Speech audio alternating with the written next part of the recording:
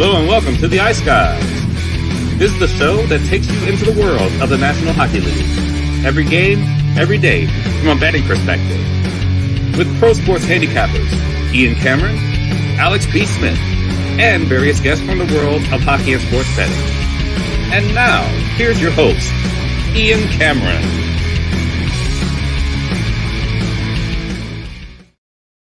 Welcome to a Beantown Friday edition of the Ice Guys. Friday, December 15th, presented by Boston Hemp Inc. Ian Cameron, Alex B. Smith, ready to break down the Friday NHL card. We've got a pretty big Friday card, more than usual, that's for sure. 6 games on tap for this Friday. We'll get to those in just a moment. Good to have Alex back on the show with us today for this Friday edition. Let's look back on a pretty wild and crazy Thursday night in the NHL, certainly with a couple of games that we saw last night. We saw the Philadelphia Flyers shootout victory against Washington, 4-3, finding a way to win that game, even though they trailed multiple times. So it was really good to see the Flyers persevere and find a way last night, getting a 4-3 victory at home against the Capitals in that game. Carolina now back-to-back wins for them after that rough losing streak on the road trip. They beat Detroit 2-1. Frustrating loss for me with Calgary, who, back and forth they were with Minnesota, but unfortunately, the Minnesota Wild end up with the 3-2 shootout win.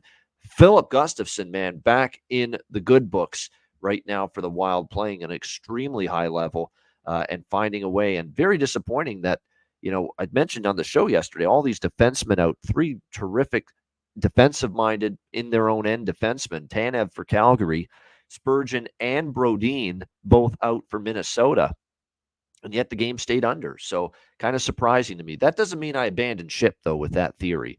I still think Minnesota, without Brodin and Spurgeon, assuming Spurgeon's going to miss some more time as well, is going to be bad for their blue line long term. And really, Gustafsson, if not for him, they probably could have given up more than 3 goals last night. So 3-2 in the shootout for Minnesota.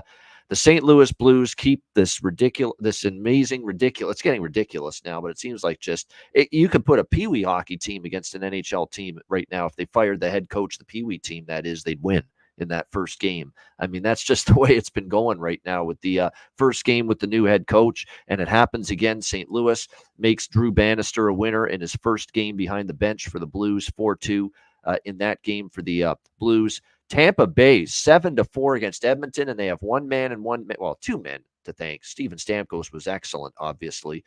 4 goals in that game, and I couldn't believe when I heard it. That's his first 4-goal game of his career, which I was surprised he hadn't had a single one of those. But last night was the first one, but it was all Vasilevsky, who faced over 50 shots in that game.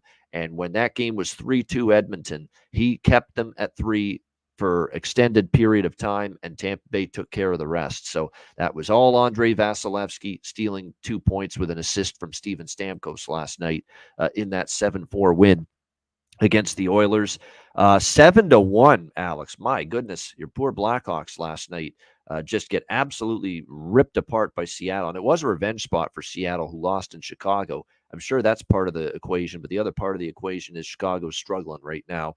7-1 loss to the Kraken. The Kraken now 2 in a row, but that's not good enough for Seattle. They got to get on a roll. They've got to really get on a red-hot streak if they want to get their way back into the playoff mix, but that's a good start. There are a lot of people that like Kyler Yamamoto to score in that game, including in our chat yesterday, and he ends up getting 2 goals for the Kraken in that 7-1 victory last night over the Chicago Blackhawks. And it's funny, a good friend of the show, Eddie Lack, said he unloaded on Seattle, and apparently he heard things, and he's close with Mrazek. Mrazek's like, he's a realtor, Eddie Lack, of course, right now, and Mrazek's like a client of his, like he's trying to get a home for Mrazek right now, and of course he's on the Chicago team, and apparently Chicago got into Seattle like at 8 a.m. the morning of the game in Seattle. They had plane issues apparently going to Seattle. So that apparently is what he said before the game started. And obviously that maybe played a part in it too, that it was just, they got into Seattle like morning of, very early morning, the day of the game, and they looked like a team that was like that in that 7-1 loss. Well, not to mention, it was just a dreadful game overall for the goaltending for Chicago. There's no question about that. What's amazing about the Chicago goaltending is that we saw 5 shots and only five saves there for Mrazek when he came in. But Soderblom, man, just absolutely lit up in that game. 7 goals allowed for Soderblom on 24 shots. And that's pretty rough. And he's had a couple, Alex, of these absolute disaster games. I remember the Arizona game in the desert when he gave up a huge boatload of goals, and it happened again last night against Seattle. Salute to Vancouver and to Roberto Luongo on Roberto Luongo night. They put him in the Canucks Ring of Honor, and Thatcher Demko delivered a Roberto Luongo, Bobby Lou type performance in net last night. 4-0 shutout for the Vancouver Canucks over the Florida Panthers. Somehow that team was a home underdog last night. If you can explain that to me, I'd really like to know how Vancouver was a home underdog in that game. But somehow they were, and Vancouver gets the job done with a very solid 4-0 win. They didn't play a good third period. They sat back too much, but Demko shut the door. They were just nursing the big 4-0 lead, but they did play good in the first 2 periods. Besser remains red hot for this team. And a nice 4-0 win for them over the Panthers. And we saved the best for last, the craziest for last. I mean, Columbus, Toronto, what do you say? What do you say about what we witnessed last night? First of all, the first 2 periods played out like a typical Leaf game, a weeknight home game after a big win against an inferior opponent. Here we go with the Leafs again, going to lose to an inferior team on home ice, but to be blasted 5-0 like that in the first 2 periods, just disgraceful, really. And they were awful. They were horrific. Everybody, forwards, defense, Samsonov let in, I think, a couple of suspect goals in that second period. Everybody was bad in the first 2 periods for Toronto. But we are talking a Columbus team that coming into last night, Alex, they had a -23 goal differential in the third period. The third period has been just a disaster for Columbus this season, and it was a disaster again last night. A 5-0 lead erased. Once Toronto, Alex, got to 5-2 very early in the third, I sensed this could happen. This really could happen, that they could come back, because you could see Columbus start to panic. And finally the crowd was alive and actually electric in the third period. Toronto was making that run. They make it 5-3. And then the 2 goals by Matthews with the net empty, 5-4, 5-5. And it's pandemonium, actually. It sounded like a playoff crowd when they tied the game, actually, in the final minute, tied at 5-5. And just in such Leaf fashion, where it looks like they're going to get blown out by Columbus, a bad team. They come all the way back, tie it. In Leaf fashion, they just lose all over again in overtime. 6-5. You just cannot script it. Typical Leafs. Incredible stuff. The draw, miraculously, and both Alex and I were on it at +400. It comes through. The Toronto Maple draws do it again. Absolute batshit insanity. And great call, by the way, on the Leaf broadcast of the Matthews tying goal by Chris Cuthbert. He had the line of, "Are you watching this?" or something like that. Yeah, we are watching this, Chris Cuthbert. It was incredible to watch what transpired there, Alex. Crazy stuff. Yeah. I mean, it is, like you said, that's something we have to keep a note of moving forward with Columbus. Like I said, that goal differential in the third period. This is a team we can't trust at all to hold the lead. And even if they're down, heading into the third, they're a team that's going to give up goals late. So that shows you that there's clearly a team that they don't have the legs under them, or they run out of steam night in, night out. Like I said, Toronto, we've seen them do this time and time again, where they lay an egg early, but then they find their way to go into overtime, and then, like I said, as soon as they get in the OT, you pretty much could have faded them right there, and sure enough, they end up losing. So they do get the 1 point. They give us the draw, which is very nice. But outside of that, it's same old Toronto, just kind of playing these inferior teams and not giving the desired result that everybody's looking for. Calgary, Minnesota, that was the game that I watched the most out of last night. Once again, the overlook. We can't go with these overs with Minnesota now, even with the defensemen being out. 3 key defensemen between both teams being out in that game, and that over was pretty much dead in the water after the first 20 minutes. Solid. They played tighter than a drum, and that's Hines, by the way. Hines over. He's got Hines fingerprints all over it. Yep. Absolutely. So now we can kind of get back to, and it's interesting enough, we talk about the draws with teams like the Islanders and the Maple Leafs. The Wild were cashing in a lot of draw tickets the last couple of years. We might have to get back to looking at them in that range because they're going to play a lot of these tight games. That was a huge 2 points for them, getting that shootout win. That built a lot of confidence for them. And then you look at the Tampa Bay Edmonton game. Obviously we talked about how Tampa Bay has just been horrific on the road. And with the way that Edmonton had been playing, we didn't really expect them to kind of have a big, blowout kind of a loss like this. Like I said, Steven Stamkos completely went off. First 4-goal game of his career. I was kind of shocked to hear that as well. And that was just a really, really good effort. And then not much to say about the Hawks. I mean, like I said, it was an Arvid Soderblom start. He looked like crap as usual. And Seattle got a good win. Like I said, they have to build upon now. Get this winning streak going to 3, 4, 5 games and try to climb out of that hole that they've dug themselves into over the last couple of months. Yeah, exactly. They've got to turn this into not just 2 wins, but 5, 6, 7 wins if they can. I don't know if they're capable of it, but it's what they've got to try to do because they have a lot of ground to make up, obviously, right now in the Western Conference. No question about that. Shout out to everyone in the chat here joining us on the show on this Beantown Friday edition. Make sure you hit the like button. We appreciate it very much. And a reminder, we made the programming announcements yesterday, but just to reiterate, for those of you that maybe missed it, we're going to be on the air every day, obviously right through till next Saturday, December 23rd, which is the final day of NHL action before the Christmas break. Then we're off December 24, 25, and 26. So there won't be any shows those 3 days. We're back on Wednesday, December 27, following the Christmas break. And then we're on every day till New Year's Eve. And then on that Sunday, December 31st show, New Year's Eve, we will be on earlier, 11 a.m. Eastern, 10 a.m. Central, with a big card on New Year's Eve. We'll throw in the Winter Classic preview in for New Year's Day into that Sunday show on New Year's Eve, and then we'll be off New Year's Day, and then back pretty much every day after that, starting on Tuesday, January 2nd. So that's the schedule coming up with the Ice Guys show. All right, let's get into Friday's games. We'll start Anaheim Ducks, New York Rangers. Rangers minus 320, home favorites, 6 the total in this game. I'm a little bit pissed. I've gone from the Anaheim Ducks being our little darling here of the NHL for Alex and I to just absolutely disgusted, absolutely pissed with the Anaheim Ducks lately. And it's not because they're losing, and that's, disappointing. But what has me pissed in particular, angry, furious, filled with rage with Anaheim right now is what happened at the end of that Islanders game. And I'll be honest, it's because it cost me the draw and it cost Alex the draw. You have a power play in a 3-3 game. You're on the road with 2 minutes to go.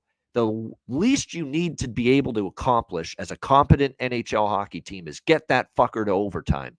And don't make any mistakes. Don't make any sloppy plays with the puck. Don't make any breakdowns. And what do the friggin' Anaheim Ducks do? What do? They give up a shorthanded goal with under 2 minutes to go in the third period to lose them that game 4-3 in regulation to the New York Islanders. Unacceptable. Can't happen. And somehow it did to the Anaheim Ducks in that game. Just a brutal way to lose the other night and not get a point, because they actually played well enough to get a point. And for them not to get one is just absolutely unfortunate for them. And it just shows you the rut and the massive skid that this team is in right now. It's been tough. They're only 1-9 in their last 10 games. The only victory during that span was an overtime or a shootout win against Colorado. I don't trust Anaheim here, not anymore. They're just finding ways to lose on a nightly basis. Not to mention they're running into a Rangers team that you got to think is kind of in bounce back mode after losing 7-3 to Toronto the other night. Peter Laviolette certainly voiced some displeasure about his team, not playing well to begin that hockey game against the Leafs, making a lot of mistakes, which they did. So they'll be looking to bounce back. We expect Jonathan Quick in net tonight for the Rangers, but it isn't confirmed. But the thought process is Quick tonight, Shesterkin tomorrow night when they play the Boston Bruins in Boston. So we'll see if that's confirmed. We do know it'll be Lucas Dostal who will get the nod for the Ducks tonight in between the pipes. It's been a tough start to the season for him in particular. He enters tonight with a 3.96 goals against average, .885 save percentage. So Dostal has not had the best of starts to the season. He's young, though, and we'll see if he continues to get better. But I'll be honest, don't really have a lot here. I don't want Anaheim. Definitely don't want to do much with the Rangers at this price. Over-under's kind of a coin flip. I think the Rangers, you would think, actually want to tighten up, and Quick's actually been very good lately. So I think the combination of tightening up and Quick being in net, and he's been good, kind of makes me lean under. But certainly, I'm not fond of taking too many unders. I've really got to love an under to bet one, but I would kind of lean that way in this game. I might look at a couple props. That's about it. What do you think here, Alex? Ducks, Rangers. Yeah, I was maybe trying to look at some of those MGM parlays, maybe look at a Rangers to win and then under. But even with that, I'm not really comfortable, except taking that shot with an under. Even with Dostal, somebody who we kind of trusted early on in the year, looked pretty sharp, and now he's kind of regressed. This whole Ducks team has regressed right now. So, like I said, as far as looking at a total, I worry about what we're going to get from Anaheim. Like you said, could the Rangers tighten up and play this? And Quick has a great game, and it's 3-0.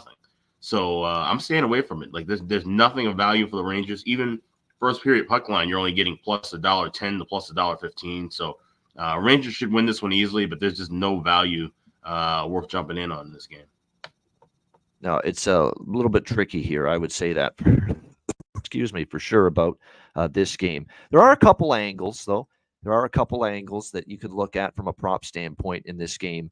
The one that stands out for sure for the Anaheim Ducks is we've got someone that's, if they're going to start scoring goals, he's got to be a factor.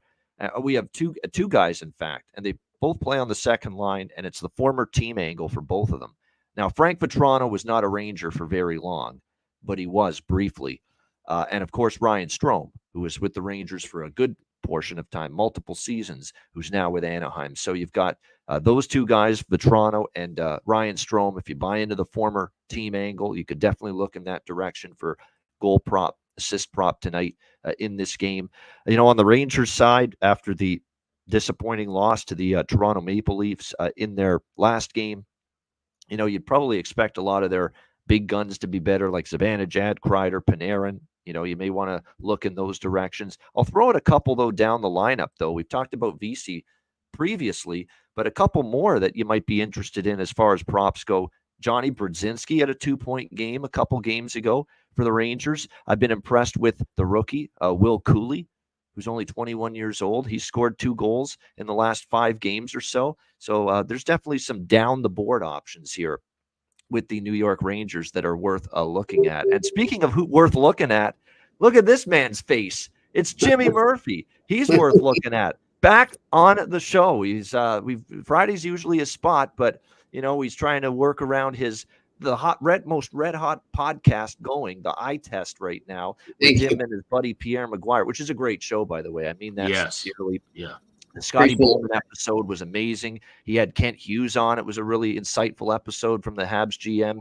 Jimmy, just here's your chance. Talk about that podcast. Talk about working with Pierre, interacting with the audience, all the great topics, player discussions, team discussions that you and Pierre have, the guests you've had. You got something good going with that. I appreciate it, guys, too. And Alex, I saw you in there. I hope you heard me. I gave you a shout out. Appreciate it. Yeah. We just started actually this week. We're going to do it every Wednesday now. It's going to kind of be our chance to interact with our viewers, with the fans, and you can pose questions that I'll answer for you. You can send it out on Twitter or whatever, or just do it right there in the chat room like you guys do here. That's where I got the idea. Took it right from the best. But no, guys, it's been great, and I apologize. Yeah, I've just been very busy. It was actually, of course, battling some health issues again. So that was kind of tough. So I was kind of getting into the podcast and dealing with that at the same time. But it's through the woods on that. And it's been unreal, guys. Really, really loving this. I've always been lucky enough to foster a relationship and stay in touch with Pierre over the years. He's been a great mentor to me. And I don't know, I think it must have been around late October, I think. Pierre and I were just kind of shooting the breeze on a Sunday, watching hockey, talking as we always do. What do you think of this? And then he said to me, "Hey, why don't we do this on a podcast?" And he's like, "I've been thinking about it. I want to get into this podcast thing." He's a little older than us, so he wasn't really familiar with it. And I said, "Yeah, hell yeah. Do a podcast with Pierre Maguire. Okay." And so we hooked on with the Sick Podcast Network out of Montreal. They've made their name with Tony Marinaro's podcast. Yes. Yeah. And they've gotten great, traffic and reviews and a good fan base up there. And so right now, a lot of, I'd say 70% of our viewership is Montreal Canadiens fans. Is your second home. Montreal and Quebec, and I'm urging all my followers here in Boston. They need to start representing here, getting on and get the rivalry going on our podcast here. But No, it's been great. We're getting viewers from all over. And actually, we just finished recording every Friday. We do this thing because Pierre is just really into college hockey. He coached college hockey. His son plays for Colgate. And we decided we'd do a college segment called On Campus every Friday, where we've been interviewing college coaches. We've had Jay Pandolfo from Boston University. Doing a great job there, that guy. Yeah, Greg Brown and BC. Both those teams have 14 drafted NHLers, NHL prospects. It's insane. And then we actually had my alma mater, Greg Carville, who brought a national championship. Yeah, got to get Jimmy's guy on there. Yeah. Oh yeah, that was great. That was my favorite one, of course. And we actually just finished. We just recorded now. We got Mike Carter, the coach at Colgate, who coaches Pierre's son, Ryan. And guys, I'll tell you, this guy could be on his way to an NHL coaching career too. He's the new wave, but he's got a little old school mixed in him too. And like the enthusiasm that oozed out of him in this interview for college hockey and for the game of hockey was amazing. It's pretty cool because he's a boy from the prairies in Manitoba, but ended up playing at Colgate and then traveled all over the world as a player and a coach. And now he's back at his alma mater. So that will drop at about 5. But yeah, it's going great. We're on every Monday and Wednesday, Friday. We usually drop the episodes at about 5 o'clock. There you go. Great time. Yeah, the pre-taped, and then you do one live show, and it's Wednesdays. We do one live on Wednesdays. We're going to do it. So usually that will be probably anyway, like this Wednesday, past Wednesday was a little later, but usually it'll be around like 1:30 will be the live show. But I'll tweet that out there. So if anyone here wants to jump in as well. But I missed this, guys. I name drop you all the time. I hope you hear that. So I do. We've noticed. I've heard an Ian Cameron. I've heard an Ice Guys. I've heard the betting show I've been on for years. I've heard Alex's name now in a recent episode. So we appreciate it. Yeah. It's good, and it's good because if people want a betting show, they know where to go. It's right here. Exactly, no doubt. Exactly. Well, it's good to hear. We wish you all the best. I've always been a Pierre fan, and like I said, he's got a quirky personality, but I say I have a quirky personality. So who the hell cares? Like, he knows hockey. He's been through he's been in so many different capacities: a broadcaster, a coach, in a management capacity, scouting capacity. He's been for 40 plus years, you would say, probably by now, with Pierre in various roles. So he's got all that insight. And when I hear him talk hockey, he's very in depth. That's the word. Yeah, in depth. You know what I like? And my girlfriend and my mom agree with me. He's the Rain Man of hockey. He's Dustin Hoffman's character. I heard him talking. I want to throw. I don't know if you guys are old enough to remember that movie, but You can talk about a player and say, well, he played his college here. He was over in Europe on the west coast of Finland, and Turku, Finland, and he's like Ryman. Oh my goodness, man! How do you know all this? How do you know it? How's it all up here? Yeah, it just stays there, man. And you know what? I mean, it's kind of you look at who he's mentored by. It was Scotty Bowman, and I don't know. You guys mentioned that episode, but for those that didn't see it, I mean, look, I keep in touch with Scotty as well, but I don't talk to him as often as Pierre.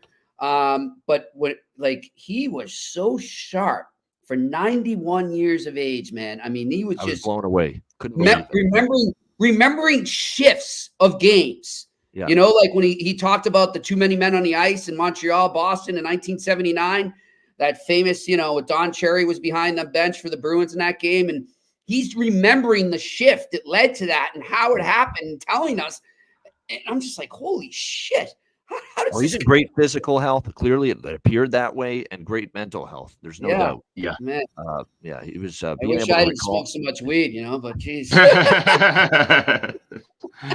And look, Scotty Bowman too, greatest head coach in my opinion in NHL history, and he is on that Mount Rushmore of greatest head coaches in North American professional sports history. Yes. Yeah. He's up there. He's up there with Lombardi. He's up there, Belichick. He's up there with Red Auerbach in basketball. Phil Jackson. Think of all your greatest baseball managers. Right up there with Bruce Bochy or anyone you could think of as one of the greatest baseball managers. He's right up there. He's with that group in all North American pro sports. Scotty's on that list, 100%. Yes. Without a doubt. Sure. It's got to be. With all the success and winning cups in multiple eras, 70s with the Canadians, 90s into the 2000s with the Detroit Red Wings. So absolutely has to be up on that list. Jimmy, Ducks Rangers. We were talking about that on the way in. I know he's a good buddy of yours, Greg Cronin. He's got his first bout of adversity right now as head coach of this Anaheim team with their struggles. What do you think here, Ducks Rangers? Well, yeah, I mean, and it's been going on for a few weeks now. And I think, look, what they did in the beginning of the season, I think Crow, had to know, and the players too, whether they want to admit it or not. And Pat Verbeek and Anaheim had to know it was a bit of a mirage. And I mean, I'm sure a lot of people are saying that about the Flyers, but that mirage has not come about yet. And God bless them. What a great story they are. But, we know where the Ducks are. They're in a rebuild. But the one thing they usually are going to give you is effort. I haven't seen many nights that they've taken off under Greg Cronin. Even if it's down, they're losing 4-1, they're still trying to the last horn there. So, they're a pesky team, and you look at a game like this, and obviously the money line isn't too friendly. I mean, you want to pick the Rangers. Do I think the Rangers are going to win? Yes, but I mean, do I want to say minus 325 I'm looking at right now on DraftKings? I don't know, and so that's when, you guys come in with the way you guys attack games and are able to maneuver and manipulate those lines and find all the loopholes. That's why I love being on with you and watching you. But I look at this game now. I don't know, guys, have they confirmed that Shesterkin's in net? It's probably quick, but not confirmed because they play the Bruins tomorrow night. They might use Shesterkin. Okay, so that would make sense. Yeah. Well, on that note, I would actually be more confident in the Rangers and look at maybe the puck line there, because Shesterkin's not in a good way right now, boys. I don't know if you've been watching carefully, but I mean, something's off with him. I don't know if he's battling an injury or what is it, but I was actually gonna say, and it sounds ironic, if he was in net, I was gonna say give me the Ducks plus 1.5. But now that he's not, I like the way Quick's played. He's had some stinkers lately, but I'll go with the puck line, even though it's not the best line to get at minus 130. But give me the Rangers on the puck line there. And I want to see with the Ducks, guys. I haven't had a chance to watch them as much lately, but they're like I just said, they're a pesky team. Be careful when you're betting against them. I know it's easy to just lay it on against them, but just watch it, because there's that one every 4 games, right, where they're going to show up and surprise you. So just be careful with that going forward. They had a 2-0 lead against Winnipeg, lost. They were right there with the Islanders and lost. So it's not like they've been blown out every night. Exactly. They've been in every game. They've been in the Chicago game, the Colorado game, 3-2 in Denver, 5-4 loss to Washington. They've been in every game recently. They're just not finding ways. It's just unfortunate for them. They're running into a Rangers team that after the Toronto game, they're probably going to want to be a lot better. They want to unload. I would go with the over too in there as well. So yeah, I'm with you. They want to take out their frustration right now, and unfortunately, the Ducks are going to get it. We're, of course, singing the praises of the great legendary Scotty Bowman, but Real Deal Prime Sabres fan has to, with the comment, Scotty couldn't lead the Sabres to a cup, though. That's true, but let's be real, though. It's not like his coaching tenure in Buffalo in the 80s was a failure. They went to the playoffs 5 times in 7 seasons when he coached there, and they just couldn't get it. You know what? They couldn't get past Boston and the Quebec Nordique. And here's my answer to that. What coach has led the Buffalo Sabres to a Stanley Cup? Yeah, nobody. Zip. My answer was gonna What's be your point? Yeah, that's because they're the Sabres. That's because they're the Buffalo Sabres. Sorry, not to shit on the Sabres, but no, I grew up loving the Sabres, and I'm shitting on them now. I was disgusted with that Colorado game the other night. I couldn't believe it. Yeah, After that was all this bull junk and bullshit about trying to play better and put 2 good games in a row together after they beat Arizona, and that's how they started against Colorado on TNT. The other night, ridiculous. I've said this, and look, I respect him as a coach. I think he's a great guy, and obviously I know he's going through a tough time right now with his brother Tony. But Don Granato's a college coach or an assistant. He's just he's not an NHL head coach. I know the timing to say that is insensitive, but if we're going to talk real about hockey, I mean, I think they need to really look at making a change there. If they want to continue to be in development and rebuild, well, then maybe he's your guy. But when you want to take that next step and get over the hump, they're going to need another guy behind the bench. And they're lucking out because A lot of coaching free agents on the market suddenly, so Yep. you never know. No doubt. I'll tell you what, the Sabres would love Scotty Bowman right now. At least they got to the playoffs 5 years in a row. I wonder, would Craig Berube make sense there? Yeah. That's the thing too. And there's so many coaches now that are out there. Berube and Woodcroft, of course, is still available. Everson would be a great one. He would be a great fit. And you know, someone that you have ties to there, Alex, too. I keep hearing, and from people I'm talking to in the business, it's only a matter of time before Coach Q, Joel Quenneville, will be allowed to come back in and coach in the NHL. Yeah, that too. Yeah. There you go. That would be a hell of a land. Say what you will about what the history is and what happened with Coach Q. Sure. That's a whole other subject. But if we're just talking strictly coaching, he could help that team a lot. Yeah, especially on defense. No doubt. Yeah. And you know what? This conversation is making the likes of Don Granato, DJ Smith, and others a little bit nervous right now. Yeah. These are the next. I feel bad for DJ Smith, though, guys, because I actually think he's a good coach. I think that team has got. Look, I think Brady Tkachuk, I love him on my team and everything. He's great. But, I think there's a lot of egos on that team in Ottawa that really their heads blew up a little too early. They read their clippings, and they're realizing now just how hard it is to win on a consistent basis in the NHL.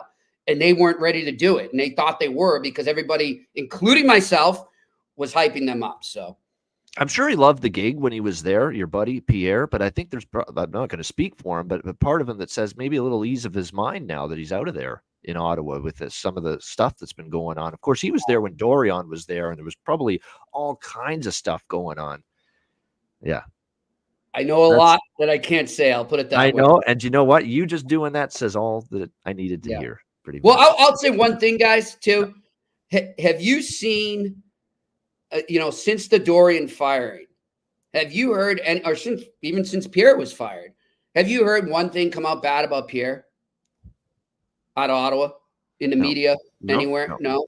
Have you heard one thing bad come out about the Mann brothers, Trevor Mann and his brother, and what happened there when they were let go? No. Have you heard a lot of bad things about Dorion? Yeah. There's your answer. There you go. Yeah. I heard Dorion, control freak power, he'd basically, bring a bunch of people to work with him just so they could agree with him all the time or something. And if he didn't, there'd be. I'm going to stop bleeding. I get it. Yeah. I'm not that far off the mark, apparently. But yeah, definitely interesting time it was with Dorion there. And that's the good word used. It was interesting. It was fascinating when he was there, no doubt. Nashville, Carolina, as we roll along on the Friday card, we got Carolina minus 160, home favorite, 6 the total. I was looking at the schedule for which I always do. Obviously, we look to see where these teams are at as far as their schedule going into a particular game. And this is a positively awful schedule spot for Carolina. When you look at this Carolina, rigorous schedule that they have been on, this is now since the beginning of December, they have had to travel to the very next city and the next game. And every time since the beginning of the month, which is like 15 days ago, they played at home against Buffalo. And then they started their 6-game road trip and went to Winnipeg, Edmonton, Calgary, Vancouver, Ottawa, and Detroit. And now they're wrapping up that 6-game road trip back home tonight. Oh, and on a second of a back-to-back because they were in Detroit last night against the Red Wings. This for the Carolina Hurricanes is going to be their 7th game in 14 days. 7th in 14. I don't know if I've seen that many games in that short of a period of time in a while. That is absolutely brutal here going into this matchup against Nashville. I think it's a tricky spot for the Hurricanes. I'm expecting Antti Raanta in net simply because we saw Kochetkov last night in the 2-1 win against Detroit. And I don't think he's as good as Kochetkov right now. And to Kochetkov's credit, he's had 2 good games this week, the Ottawa win and the Detroit win. He started both of those games. And now back home on a back-to-back, I expect Antti Raanta in net, although it hasn't been confirmed, projected to be UC Saros for Nashville. I think Nashville's live in this game. Really do. They won both meetings against Carolina last year. 5-3 in Carolina and a 3-0 win in Nashville. So they went 2-0, swept the Hurricanes last year in the 2 meetings. So, yes, they're turning a corner, Andrew. I get that. I think this is one of those situations where, yes, they're playing better. The last 2 wins, put aside their struggles before that. You can see them turning things around a bit, but this spot's just too tough, in my opinion. That long a trip, back-to-back, 7th game in 14 days. The inferior goalie, in my opinion, right now, likely a net in Ronta compared to Kochetkov, who's bounced back and played a lot better in the last 2 wins for the Hurricanes. I'm taking a shot with the dog here. I like Nashville plus 140. Might also have a small sprinkle on the draw. The one thing that would concern me, though, with that is the lack of overtime history head-to-head with the two teams. So just small with the draw, but primarily I like Nashville here in this spot, plus 140. Alex, what do you think here? Preds, Hurricanes. Yeah, you mentioned about with that, 7 games in the last 14 nights. I think this could be one of those games where we see goals here. So I'm going to wait for the first period and full game overs. I'm going to grab plus money with 1.5 and over 5.5. And I'll pregame play both teams to score in the first period. You can get that at BetMGM. Shop around for that, too, because I'm seeing plus 175 there, where I'm seeing plus 155 to plus 160 at other shops. So both teams to score in the first period, and then live looks for the first period and full game overs. All right, so there you go. First period, both teams to score, and we'll look for a live over as well. What do you think here, Jimmy? Nashville, Carolina. I'm going to jump on that both teams to score in the first period as well, and the over in the first period, and Nashville on the money line in the first period as well. But then I'm also going to take the draw. I like Carolina to find their legs later in the game and come back into this. And then who knows from there what happens. But so those are my 3 right there. Yeah, those are all interesting looks. I mean, Philip Forsberg, Gustav Nyquist, it's amazing how good they have been lately for the Nashville Predators. We'll see if they can keep it up here tonight in this game against Carolina. Aho, is someone that we were waiting on to get things rolling for the Hurricanes to get them out of that rut. He's been better lately, and he needs to be good because Teravainen's cooled off. You haven't gotten what you expected from Seth Jarvis. And also, too, Marty Necas hasn't nearly been as consistent offensively as he was last year. You need a lot out of Aho. And finally, he got things rolling here, these last 2 wins for the Carolina Hurricanes. I'll throw a prop out there that's worth a look here. It's an old friend of Alex and I. 3 points in the last 4 games, 2 goals in the last 4 games. Stefan Nason, and now on the top line here for the Carolina Hurricanes. So if I'm looking at one player prop in particular tonight, that's who it would be. I think a really, really good look there with him on the top line, Stefan Nason for the Carolina Hurricanes tonight.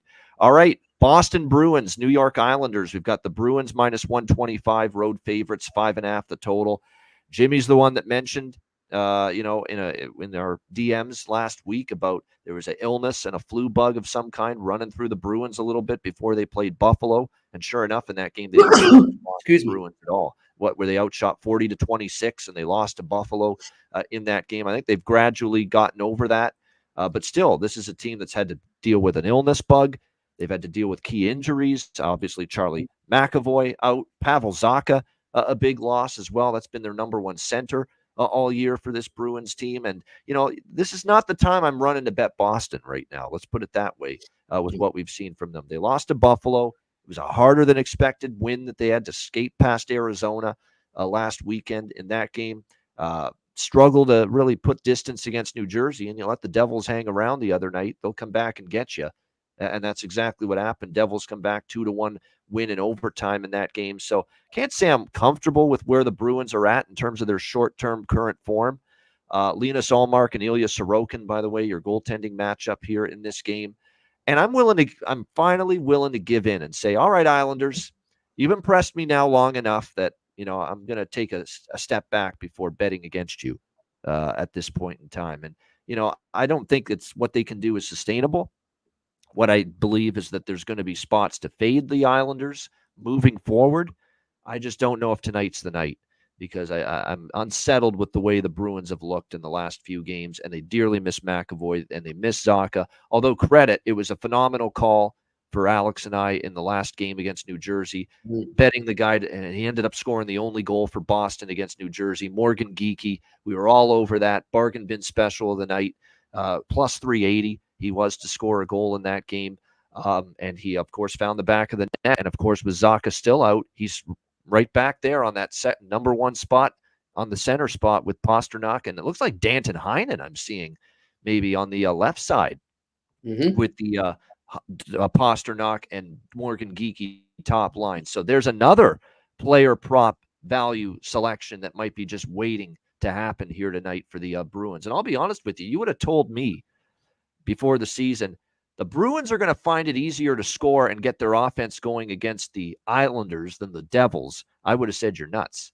But that's exactly where we're at right now. The Islanders it's like the anti-Barry Trotz Islanders. All defense, no offense. And now they're the polar opposite right now with Lane Lambert.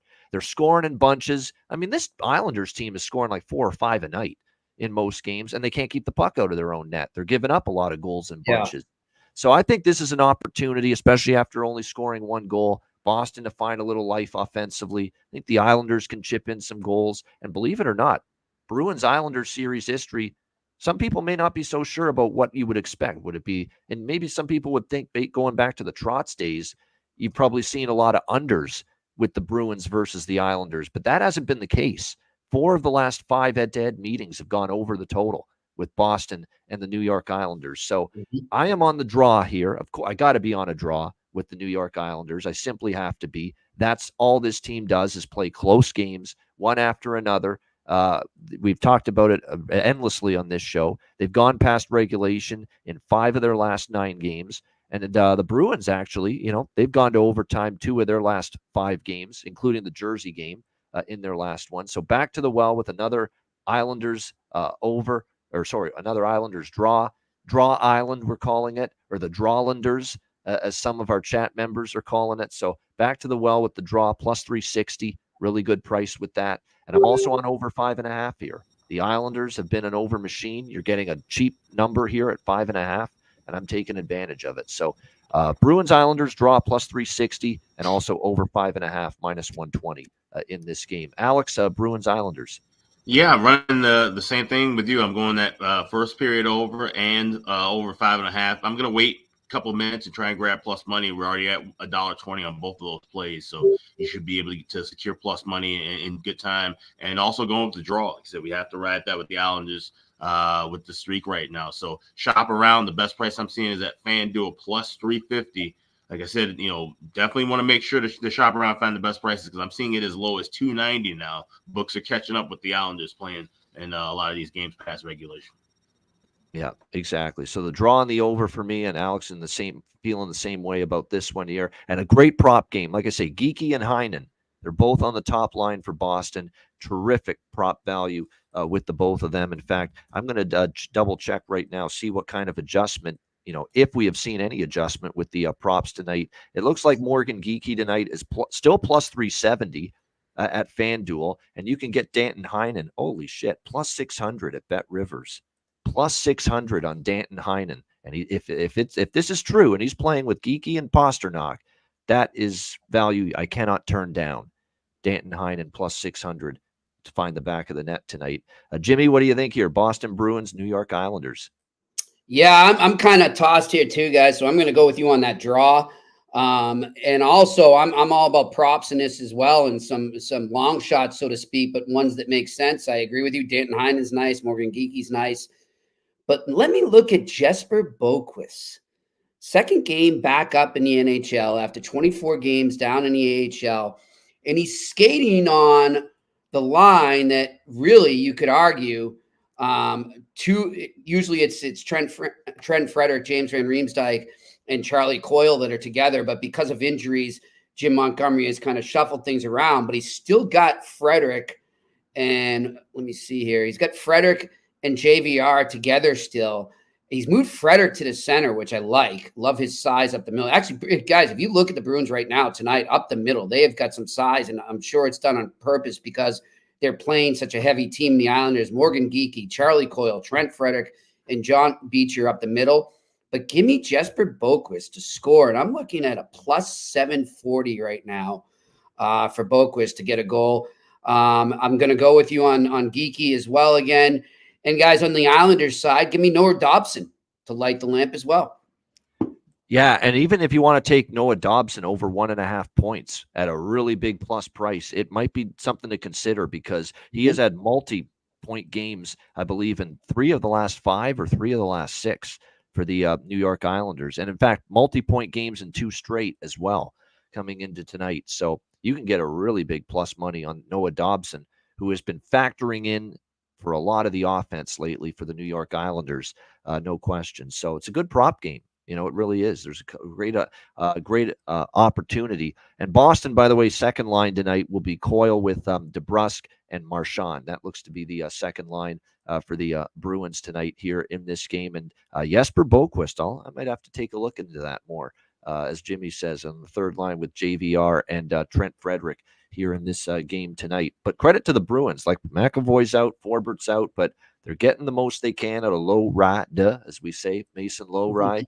Ian Mitchell, they're doing the best they can with what they've got. And even in a lot on Lindholm's plate, too. He's really one that's got to deliver the goods right now for Boston with these injuries on the blue line. We'll see if they do it. And I got to give Montgomery credit.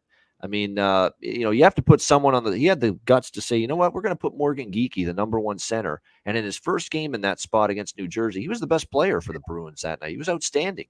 Like, he was all over the ice, scores the one goal. I mean, that's a hell of a great coaching maneuver. And that tells you the coaching of Montgomery to put him in that spot, and look what he got out of him. Yeah, he's feeling the pulse of his team, and that's what a coach is going to do. And I'm glad you brought that up too, because he's getting a lot of crap here in Boston about the way he's handling Matthew Poitras. Poitras's not playing, as you noticed there tonight. Yep. But they're doing the same thing that the Ducks are doing with Leo Carlsson, just applying some load management. This is a scheduled night off. Why not? It's the first of a back-to-back, and they got the Rangers coming to town tomorrow in Boston, and they got to turn around and play that team who basically just kicked their ass a few weeks back down at MSG.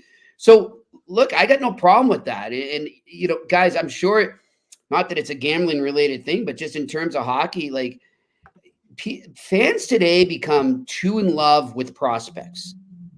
You get a little glimpse, they shine, but anyone that's watching the game or watches the game regularly knows that a lot of times a rookie starts to feel the rigors of the NHL and realize how hard it is physically and mentally to do this on a nightly basis. And that's what's happened to Poitras. And that's not a knock on him. This isn't Jim Montgomery scolding him or punishing him by any means. It's just being real and being realistic. And his job isn't to massage personalities or make Poitras feel confident every single time he's there. His job is to coach and to win, and that's what he's trying to do. So I think he's kind of getting an unfair rap here in Boston. I think, you know what, this is not like a parent scolding a child or punishing a child. This is, you're right, it's a grind. These kids coming out of college or junior, this is hard. This is the best league in the world, the hardest league in the world. You're playing every other night. Sometimes you just need a break, a rest. And you need to reset right? Button. Yep. Yeah. Who knows? Recharge the batteries. And also, when you're up in the press box, you're seeing the game from a different perspective. And that oftentimes is really good for a young player. Yep. So no issues with the philosophy there involving resting Matt Poitras tonight if you're Jim Montgomery. All right, Ottawa, Dallas. We've got the Stars minus 200, home favorites, 6.5 the total. I know Alex has all the figures and stats regarding this first period over with Dallas, but it's nuts. I think it's like 8 straight, 7 straight, something like that. And I think it's like 16-3. Close to that in terms of the last 19 games, but it's been absolutely incredible. And you look at every recent Dallas game, too, the Detroit game, the Vegas game, the Florida game last week, go on and on. Look at the explosion of goals in the opening 20 minutes of every recent Dallas Stars game. It's been impossible to ignore. So even I'm totally in with the Ottawa Dallas here. First period over 1.5 minus 130. This is one of those 80-20 splits percentage wise for me. 80% on first period over, 20% on full game over 6.5. But I definitely want a greater percentage of my overall wager on the first period over, because I think that's even the stronger look here with the Sens and the Stars. You got a Dallas team that's had no issue scoring early in games. Ottawa, I think, off a disheartening loss to St. Louis last night, where they just ran into a Blues buzzsaw in the first game with Drew Bannister as the head coach, which that familiar angle.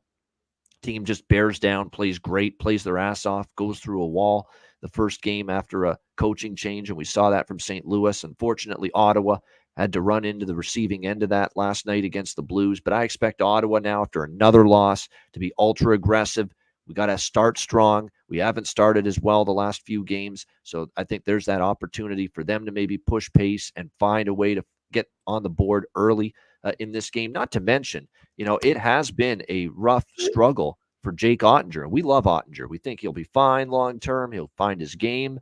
But Ottinger's numbers lately have not been great. He gives up 3, 6, 5, and 4 in the last 4 games. So that's a grand total of it's 18 goals in the last 4 starts for Jake Ottinger. So he hasn't been at his best. I think we see a lot of goals in this game overall, but especially a lot of goals early. Nothing on the side for me. I don't want Ottawa on a back-to-back, but I'm not laying this price with an inconsistent, kind of a defensively challenged, at least at the moment, Dallas Stars team. So over 1.5 minus 130 primarily, and a smaller look toward the full game over as well. Alex, Ottawa, Dallas. Yeah, so like I said, I'm riding the wave once again. 7 straight first period overs, 19-5 the last 24 with the Dallas Stars. So I grabbed minus 135 on the over 1.5 late last night. Anything 140 or cheaper, play it now. If you see 145s or higher, wait and try to grab it at a cheaper price in game. Also taking a shot with both teams to score. I grabbed that at plus 155 at Bet Online. And there is a player prop that I like for the Dallas Stars tonight. Not Esa Lindell. That's not Esa Lindell. We got lucky with him once, but there is a Stars player I like for the bargain bin tonight. By the way, Jimmy, I don't know if you heard about it, but earlier this week, bargain bin special of the night selection from Alex was Esa Lindell for Dallas against Detroit at plus 1150. He was plus 1150 to score, and he scored at the buzzer beater at the end of the first period to give Dallas a 2-1 lead in that game. What a call. And I think that goal cashed in, and that goal cashed in Ian's first period puck line on that game, and I had the first period over. Dallas, Nice. I think that beats the last bargain bin I did, guys, was the Matt Dumba. Yeah. I think that beats me on that. So I'm going to just leave it at that. I'm going to go out on top of my bargain. Right? But like as far as you just go out on a high. Yep. Yeah. This game goes. I'm going to do it. I haven't been on in a while. So here's your famous Jimmy puck line. Give me the Dallas Stars minus 1.5. I think this Senators team is they're going down.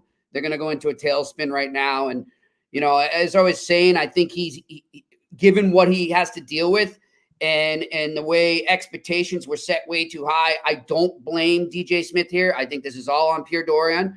But I don't think DJ Smith makes it to the new year. It's tough to get fired around the holidays, but it's part of the business. So I like the Dallas Stars minus 1.5 in this, guys. And I'm going to do a little prop there on the goal scoring too, my friends. And I am going to go. Here's one for you. Out of the blue, just because I think he's a nice guy. I got to cover him for a few years, and he's long overdue. I don't even know if he's in the lineup. I'm just doing this on a hunch. Craig Smith. Yep. Yeah, I knew it. Yeah, former Bruin. Yeah, knew it. Just for the sake of it. I'm not advising anyone to take that advice. It's just a fun call. That's all. Yeah, he's 34 years old now, so he's been around the block. Most of his career with Nashville, a few years in Boston, then end of the year with Washington last year. Now Dallas. Yep. I'm telling you, his personality and the teammate he was is the only reason he lasted so long in Boston. I'm telling you. Yeah. Now, personally, do you think he'd be good in media after he retires? It kind of sounds that way. He'd be great. Yeah, he'd be great. Yeah. There you go. If I was TNT or ESPN, I'd be looking all over him. If I was ESPN, I'd be looking to overhaul the whole. Yeah, ESPN needs more good talent in the studio. TNT's set. TNT's good. They got a nice little thing going with their. Oh, I got to say too, not to sidetrack here. Biz is driving me nuts lately. Oh yeah, he's reeling in a bit. He's trying too much to be the next Don Cherry, and just be yourself. That's all. When he's naturally funny, he's good. When he tries too hard sometimes to be funny, and the stuff where he's challenging Butch Goring to a fight. Yeah, what the hell is that? Have some class, man. Come on. Yeah, he's not making many friends that are Islander fans right now. That's for sure. Yeah. He's been ragging on the Islanders for years. I think he's still really frustrated they beat his Leafs the other night. in that game where they Tavares got his 1,000th point, and then typical Leafs, right? We talk about typical Leafs. They come all the way back, tie the game, only to lose in overtime against Columbus last night. Same thing, 1,000th point for Tavares, tie the game, and they end up losing in overtime. That's just. By the way, guys, have you been hitting on the draws with the Leafs or what? Oh yeah, been all over it for days, if not weeks. Yeah, it's insane. Yeah, Toronto Maple draws. They have been good to our bankroll. Yeah. It's a T-shirt, man. Oh, it's coming. It's coming soon. They're coming. They're coming. Toronto Maple draws. They are leading the NHL in most games that have gone past regulation this year. It's insane. And not surprising, considering the amount of times we've been on those bets, no doubt. I'm trying to think, did I miss anything? Oh, maybe a Mason Marchment prop in the Dallas game. I still think he's undervalued here, and I would expect him to maybe find the back of the net. All right, San Jose, Arizona.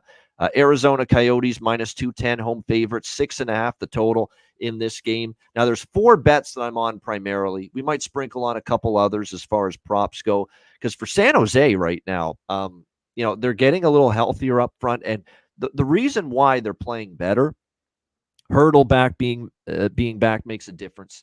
Barabanov being back makes a difference. William Eklund, that young kid who actually is one of their better prospects, is starting to really get comfortable and play better. Fabian Zetterlund, who they got from New Jersey, is starting to turn things up a little bit. So they've got some of these pieces that were supposed to be capable of making a difference offensively for the Sharks. Well, they finally are. That's part of it. And look, they've gotten slightly better defensive and goaltending play than I think a lot of people thought. But they have been on a very solid run, 6-3. San Jose in their last 9 games. They've been an underdog in every single game. You look at this recent run, they had that 6-game road trip. You wonder if they're going to run out of gas at some point. Like, I was shocked that they played as well as they did against Winnipeg in a historical spot where San Jose is terrible in, off a long road trip coming back home. There were great San Jose teams. We said this the other day, Jimmy, great San Jose teams with Thornton and Marlowe and Pavelski years and years ago, that they would be brutal back home off a long road trip. And yet here's one of the worst San Jose teams in recent memory, and they come back home from that long road trip and they beat a great Winnipeg Jets team 2-1. So it's borderline amazing what they're doing right now. And I've been riding. Like, what did Mike Greer say in that meeting? Remember? Yeah. That's and everybody was bashing him, saying, well, you put this team together. You knew what you were getting into. You constructed it to get the top overall pick or to rebuild. And they're bashing him that he called that meeting. Well, ever since that meeting, I don't have the record in front of me, but it's got to be pretty damn good ever since he met with the team. It's been much better. It's been much better for sure. It's definitely a winning record. And it's been even better lately. I mean, 6-3. They beat Vancouver at home.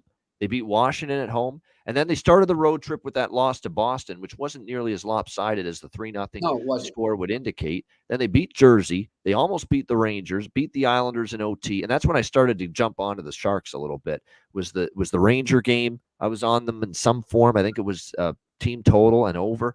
Then I had Sharks in the draw against the Islanders.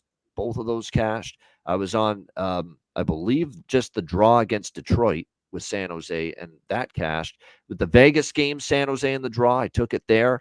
I tried it again with Winnipeg the other night. San Jose cashed, the draw didn't. I'm going back to the well. It's the same 2 bets, San Jose and the draw tonight. I've got to look that way at this point in time until I see a change in San Jose's current form, which I have not seen yet. You can get plus 170 on them to on the money line tonight, and you can get upwards of plus 370 with them on the draw here in this game tonight. I'm inclined to look in that direction. And let's also not forget, you remember last year when Arizona was so good at Mullet Arena? They were awesome. Their home record was awesome. Well, guess who went 2-0 at Arizona last year? San Jose.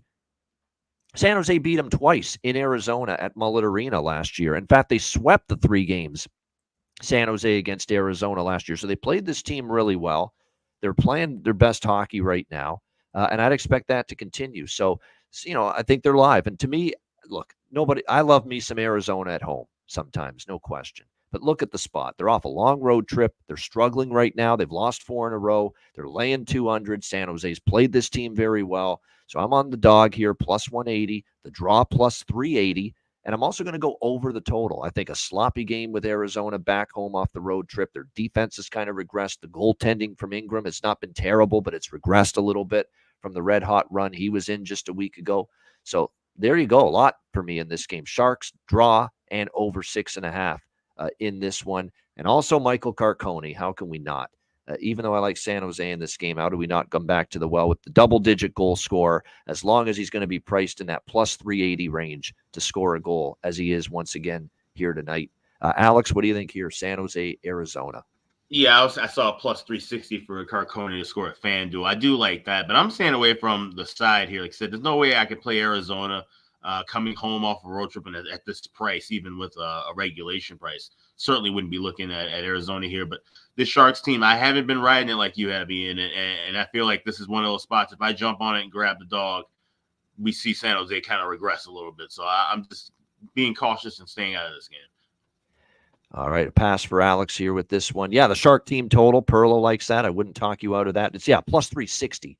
By the way, the best price for Michael Carcone to score tonight, which once again I do like that quite a bit with the double-digit goals he's had. And by the way, we're on the radar potentially in the New Year's. He's trying to find some time for us, but we might have Jason Demers, former NHLer, on the show, and he's doing some NHL Network work right now down south.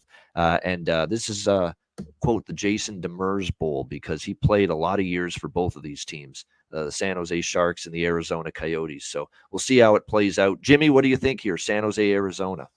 Loving the draw here, boys. That's my play. There you go, the draw. This is another team, San Jose. They've been draw machines. 3 of their last 4 games have gone to either overtime or a shootout. So riding the wave. That's exactly what we're doing here with the draw in this one. All right, final game, Buffalo, Vegas. We've got the Golden Knights minus 220. Home favorite, 6.5 the total. This is my pass. Alex passed the last game. This is kind of my pass here tonight. I need to get away from Buffalo games for a while. They're ticking me off. I don't like this inconsistency. There's no rhyme or reason to anything you see from Buffalo. Last year, you used to be able to count on them to bring an A level of effort, win or lose, in this road underdog role against good teams. This season, it's a crapshoot. It's a flip of a coin.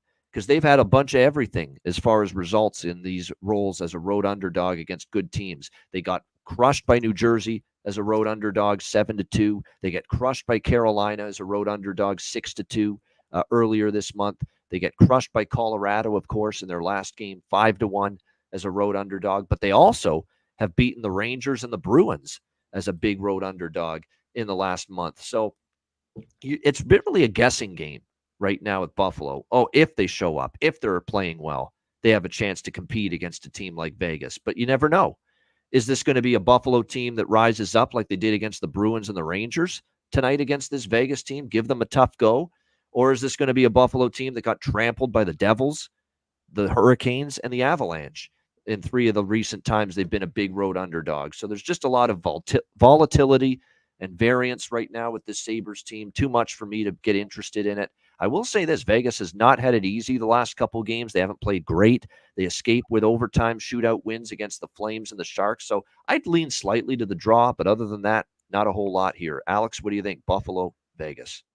Yeah, this is a game that I don't really have a lot that I like. Someone in the chat did mention about this is Jack Eichel's first time playing against Buffalo since he's won the Stanley Cup. I could see him having maybe a little bit of a night. I've seen it BetMGM. You can get that's actually good because he's destroyed Buffalo head to head a couple. It's been Buffalo. Remember, he had a huge night with Vegas against them. So I'm taking a shot with him over 1.5 points at plus 170. I think that's the only thing I'm going to be delving into here. I don't want anything with Vegas at this high of a price. Like you said, back in Buffalo has not been a winning proposition of late. So staying off sides and totals here is going to go with the Jack Eichel prop over 1.5 points at plus 170. Yeah, exactly. I think that's worth a lot. I think that's a good bet, over 1.5. But it's a good night to take a shot with the plus money on over 1.5 points, I think, for Jack Eichel, no question. There is a goal prop that I like on Buffalo. See, to me, I say if you like Buffalo, I would say just take a shot with this goal prop on Zach Benson, who's up on the top line with Tage Thompson and Alex Tuck. He got their only goal against Colorado on Wednesday night in the 5-1 loss. And I mentioned, now that he's on the top line, this is a very good young player. He's not even 20 years old yet. He was their first-round pick this past year in the draft. He scored that highlight reel goal against Washington several weeks ago for his first NHL goal. He scored their only goal against Colorado, and he's up on the top line, so he's getting opportunity here with Tage Thompson and Alex Tuck. I cashed the goal prop with Zach Benson on Wednesday, and I'm going to go back to the well with it here. Plus 500 at FanDuel for Zach Benson to find the back of the net here for Buffalo tonight. Again, top-line player, plus 500. It is tough to turn down a bet like that. What do you think here, Jimmy? Buffalo, Vegas. Jimmy Pass. Jimmy Pass. There we go for the Sabres and the Golden Knights. All right, great stuff. Shout out to everyone in the chat. Over 240 live viewers right now. We appreciate it very much. Hit the like button if you haven't done so already. A reminder, patreon.com/Ice Guys, just $10 a month. Our daily betting card, player props, and all the totals charts, the power ratings, goalie charts, and more. Bonus content galore in January and beyond. And again, there is a possibility maybe the membership options at YouTube will not be renewed in January. And if not, that's where it's all going to go, Patreon. And we're still going to bring you the members-only content that we planned all along. We're going to have bonus shows, bonus videos, impromptu live betcasts that all of a sudden, there we are, betcast for Patreon members only that are subscribed for $10 a month. So make sure you check that out. Patreon.com/Ice Guys, just $10 a month. And the Ice Guys store. Get your Ice Guys merch and gear. And we've got plenty of new items on the way in the new year as well. iceguys.myspreadshop.com. Yeah, you got to get pretty much express rush delivery now if you want to get anything from the store in time for the holidays. So time is definitely running out there, but definitely want to shop at iceguys.myspreadshop.com. All right, and before we get to two of our favorite segments, the bargain bin special of the night and the best bet segment, it's pretty much been the worst bet segment for me lately with that, but we're going to turn it around eventually with the best bets. The bargain bins have been great, though, no question. Before we get to those two, bargain bin special of the night and best bet, time to hear from our great Friday sponsors, Boston Hemp Inc., proud sponsor of Beantown Friday here on the Ice Guys.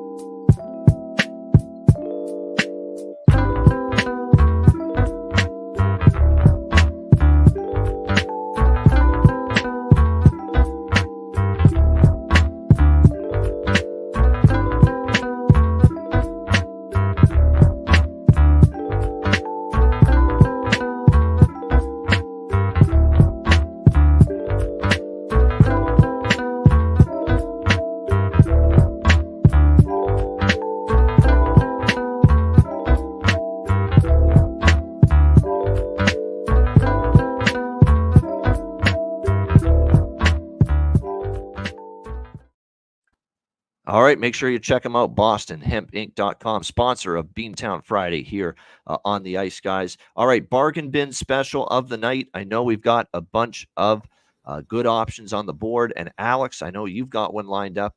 Very close calls last night. Donato was a good thought. Yeah. You know, Kampf and Gregor for the Leafs were a good thought, but it just didn't pan out, and that's what we always say. When it works out, it's great, but you're not always going to have that. We can't score the goals for these guys. We can only bet them in these positive expectation lineup situations, but it doesn't always mean that they're going to always capitalize and cash in and convert. So just always make, and last night was one of those nights. It was a dry run for our three bargain bin looks. Alex, tonight for this Friday, what do you got for bargain bin special?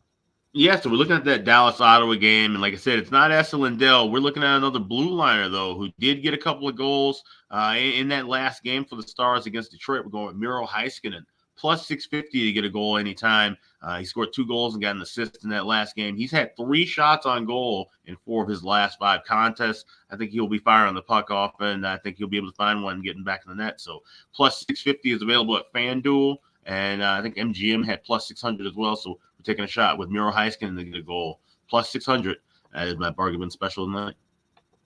All right, Miro Heiskanen and Dallas Stars, plus 600. I'm seeing even 650 at FanDuel, so incredible prices there for Miro Heiskanen, the great defenseman for the Dallas Stars, for Alex with his bargain bin special of the night.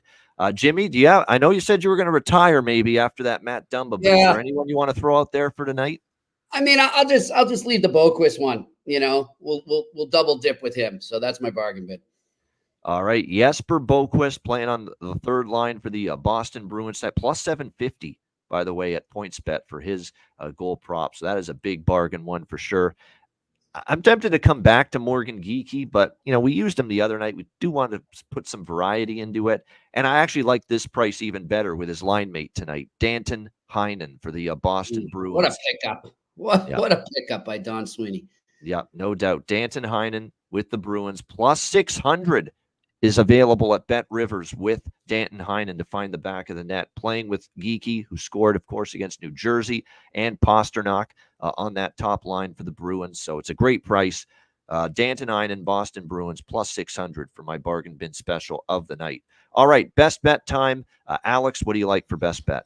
Yeah, head right back to that Stars game. We're going with that first period over with Dallas against Ottawa tonight. 19-5 run. Like I said, they've gotten 7 straight, and we're getting $1.35 to the over 1.5 in the first period with the Sens and Stars tonight. That is my best bet. Dallas, Ottawa, first period over. All right, there it is. Sens and Stars over 1.5 first period. A bet I like as well. That is best bet for Alex B. Smith. Jimmy, what do you like best bet tonight? I'm going to stay right there in Big D, boys, and give me that Dallas Stars puck line. All right, Dallas puck line, -1.5 against the Ottawa Senators at plus 120 is what we're looking at with that price on Stars puck line for Jimmy Murphy. My best bet, let's see if we can get one finally here tonight. Boston Islanders over 5.5, -120. Price is cheap. Islanders are an over machine. 4 of the last 5 meetings have gone over. Let's go with the over 5.5, -120. Bruins Islanders for my best bet for this Friday card. All right, that'll wrap up this edition of the Ice Guys. Jimmy, it is great to have you back in the rotation. Hopefully next Friday we'll have you as well. And I think it's going to be, we're on Friday both weeks. Yeah, both remaining Fridays we're on. There's no days off, 22nd and 29th. I know 29th in between Christmas and New Year's, things might get hectic, but Friday's your spot. So whenever you're around, Jimmy, you're always welcome. Yes. Sounds good. I should be able to do next Friday because we're actually not on we won't be on. The eye test is off that day, so that will make it easier. All right, there we go. So we'll have Jimmy back likely next Friday. Looking forward to that. A reminder, the Ice Guys is live 7 days a week, Monday to Friday, 2 p.m. Eastern, Saturday and Sunday, noon Eastern. If you can't watch the show live, download the Ice Guys podcast in audio form on all major podcast platforms. For Alex B. Smith, for Jimmy Murphy, I'm Ian Cameron. Have a great Friday night. Enjoy the games and good luck. Join us tomorrow again on Saturday. A huge card coming up, as always, on Saturday. And Zach Urban's back in the fold again with us again tomorrow on the show. So looking forward to that. Join us again tomorrow on Saturday for another edition of the Ice Guys.